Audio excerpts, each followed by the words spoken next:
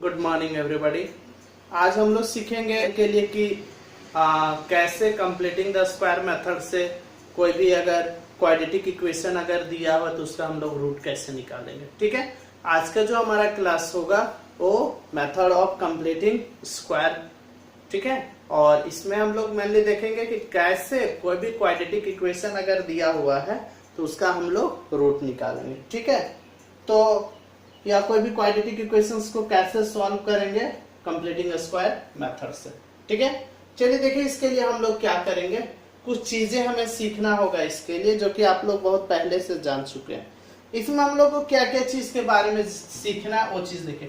पहला तो हमें ये जानना है कि a प्लस बी का whole square, a plus B का whole square, a plus B का होल स्क्वायर, तो ये होता है a square plus 2ab plus B square, जो कि सबको पता है A square plus 2ab plus B square. और a माइनस बी का होल स्क्वायर सीखना है जो कि होता है A square minus 2ab plus B square. ये मालूम है सबको।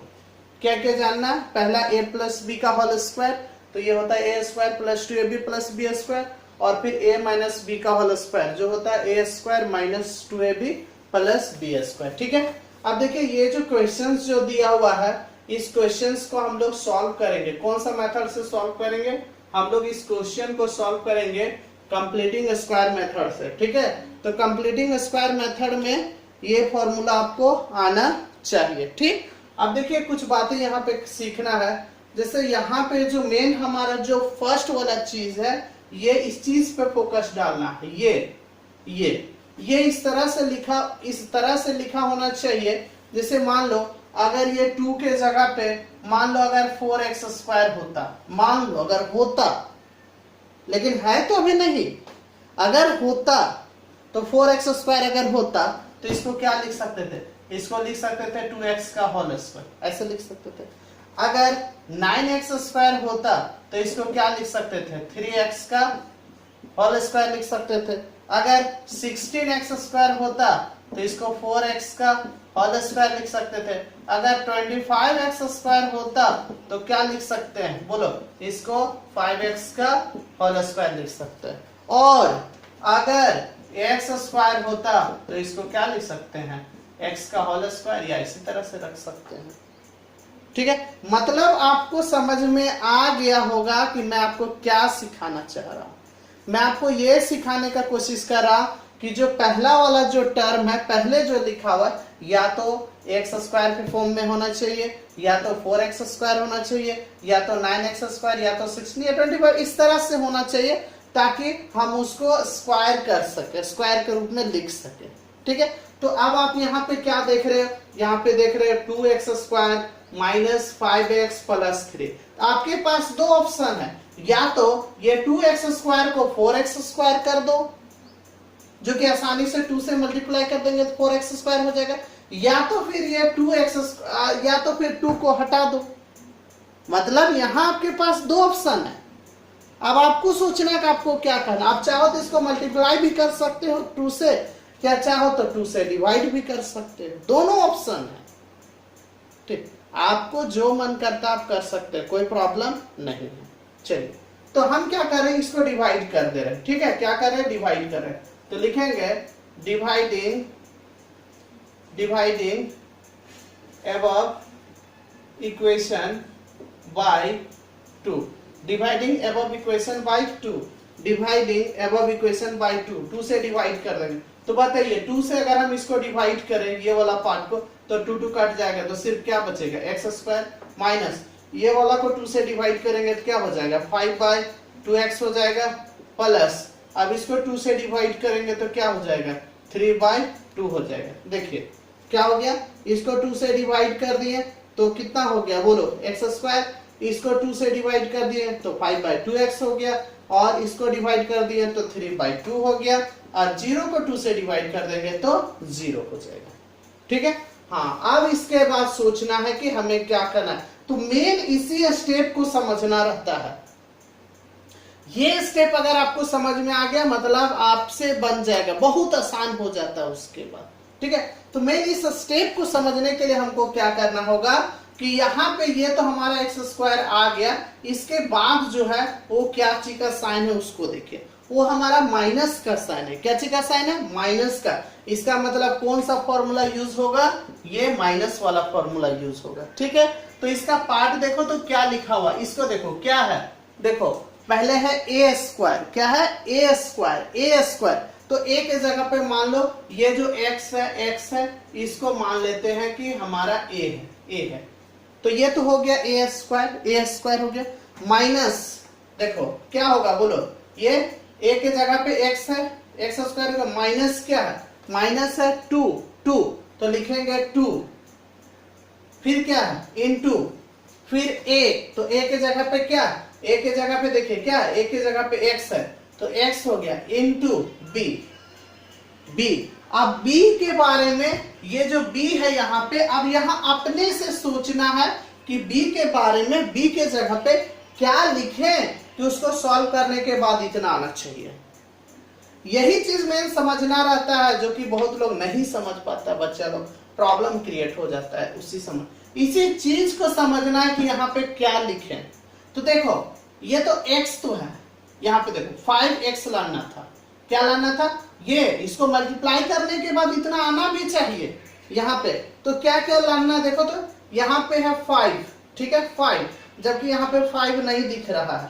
तो ऐसा करो यहाँ पे 5 लिख देते हैं, ठीक 5 लिख दिए। और क्या है? x। तो देखो 5 और x तो आ गया, एक्स्ट्रा यहाँ 2 दिख रहा है, एक्स्ट्रा 2 दिख रहा है। 5x तो ऊपर में आ गया 5x, फिर भी एक्स्ट्रा 2 और नीचे भी 2 दिख रहा है, मतलब नीचे भी 2 हमको लाना, मतलब ऊपर वाला 2 को हटाना है और नीचे 2 लाना। तो क्या करेंगे इसके लिए? अगर मान लो हम यहाँ 4 लिख देते हैं, 4 लिख देते हैं, तो 2 2 जा 4 कट जाएगा, तो कितना आ जाएगा? देखो अगर 2 2 जा 4 कट जाएगा तो कितना हो गया? 5/2 हो जाएगा और x हो जाएगा। देखिए सॉल्व करने के बाद यही चीज आ जाएगा। आप सॉल्व करके खुद ही देख लो कि क्या हो गया। 2 से 2 2 जा 4, देखो कट गया, 2 2 जा 4 तो कट जाएगा। तो फिर यहाँ क्या आ जाएगा? ऊपर में क्या बचेगा? 5x, देखो 5x और बाई में 2 आ गया।